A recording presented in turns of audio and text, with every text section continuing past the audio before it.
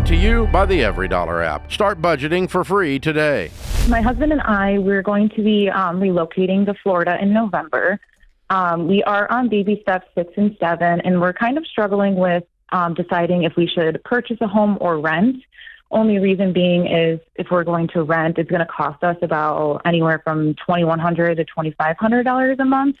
And just running numbers on a mortgage, we would be paying about the same thing for a mortgage. So we're just kind of struggling with deciding with our financial situation what would be best or the smart way to do that. What's causing you guys to move? You're just moving for work? Yeah, we've always wanted to move there, and we both have jobs lined up, so better opportunities for the both of us. I mean, I could definitely understand the idea of if you own a home now, like you see the value in that, so wanting to go to Florida and also buy a home. But there's a big part of that where when you make these big moves cross country or even just, to another county, if you don't know the area, it's really hard to make a wise decision because you don't even know what part of the city that you want to live in. So in many ways, I would just say get there, get settled, rent for a while until you can learn which areas of town you like and which areas of town, have the best schools and all of those things that really do go into making a good home buying decision. Yeah, because buying a home. We've done a lot of research on that too. Oh, sorry. No, go ahead. You're good. We've been down there a lot the past 6 months just for the process for my husband transferring his job from here to there. Mm-hmm. So we do have a pretty good idea of where we want to be. I guess it's just the struggle of, if we should jump into it. Obviously, we don't know if it's going to work out. Obviously, the goal is for it to work out and not have to move back home. And then also, we're going to be spending $30,000 a year. What's the part about it not working out and you having to go back home? What do you mean by that? I guess if we just end up not liking it, which I don't see that happening, honestly. Interesting. Yeah. I mean, if I were you, Rebecca, honestly, I would probably just go and I'd probably just rent even for 6 months. Like go do a half a year, rent somewhere, put yourself in a storage unit if you need to, and just like really feel it out. Let him get, cycled into a new job. There's just a lot of change that happens, and there's just something about not having the burden of home ownership during all of that. And then just like Jade's saying, then you're able to like look at houses while you're there. You can set up appointments with an agent. You can really do it well instead of doing it from a distance. And I know, it's just a crazy world. I know so many people, even in my own neighborhood, they go sight unseen. Like they're moving from California and they don't even see the house, right? Because things are getting, bought up so quickly. So I don't know if the area of Florida you're in, if it's a really competitive part, from the real estate perspective. But I still think it's just wise to kind of slow down because your house, it is the largest purchase that majority of people make in their lifetime. Mm-hmm. And I just want you guys to be extra sure that, yep, this is the area we want. We had multiple houses that we were able to look at. We had good options. Yes. We picked the right spot and just feel really good about it.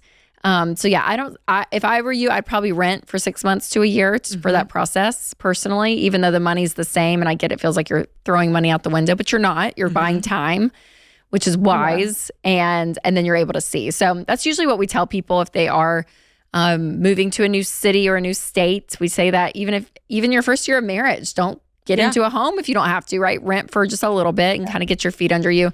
So these big life changes, I think it just helps to slow down.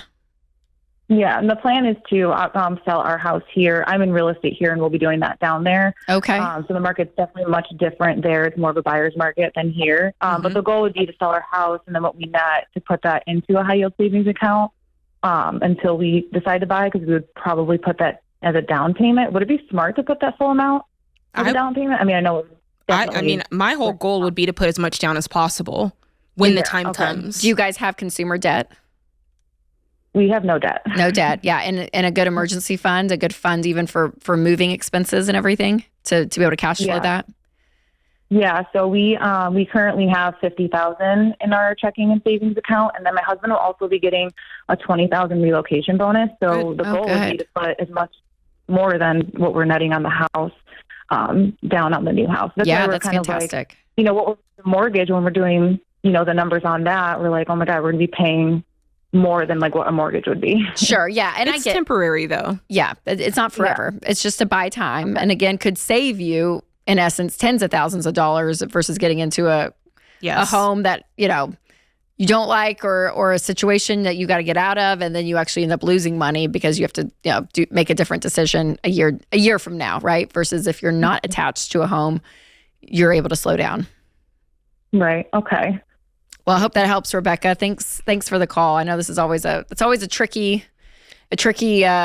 part of life, especially if you're moving. Absolutely. And I mean, she mentioned, and I think a lot of people feel this, well, we've been there before, or like we spent time during the interview process, but I'm like, how much time really? Like the equivalent of 14 days, or it's really not enough time to get a full sense of the area. And even if you say, oh, we really like this area because you spent the most of your time there could still be other areas that you don't even know about yet. That's right. Could be better for you, maybe even less expensive. Like it's hard to know until you really get to a place. Plus, when you get, into your job, you get into your community, then other people, you start saying, oh, well, they live over there. Like, I like that area. And so knowing people also kind of helps you do your research on another level. So yeah, no, for sure. And I even know within Nashville, right? All the different so pockets. Many neighborhoods, yeah. So many pockets. And then, and I don't know if they have kids or not, but, you get into schools and you get into that whole conversation with different counties and everything. And so, Rebecca, I appreciate the call because, again, this is one that we get a lot, you guys. And just remember, renters don't go to hell. Like,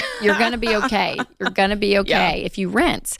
And buys you time. People just feel like, oh my gosh, this is so unwise because I'm just throwing money down the drain. I know it can feel like that. Again, I get that because it's not going towards equity. It's not going towards anything, but it's giving you time and patience. And for a short period of time, that is one of the best moves that you can make. And the truth is they still have to sell their current residence. Like that's right. That's a big piece of the puzzle for them to buy the next house, especially if they're talking about, using that money for a down payment. So take your time is that's the advice. Yes, because when you guys moved here, because you guys moved from Florida. We moved from Florida, but I'd lived here before. Oh, that's right. For that's right. a long time. Yes, so I knew the areas. So we did buy pretty much immediately. No, but I forgot you had, but I know. Here. Yeah. I've lived here. So yes, that's right. That's right. I forgot about that.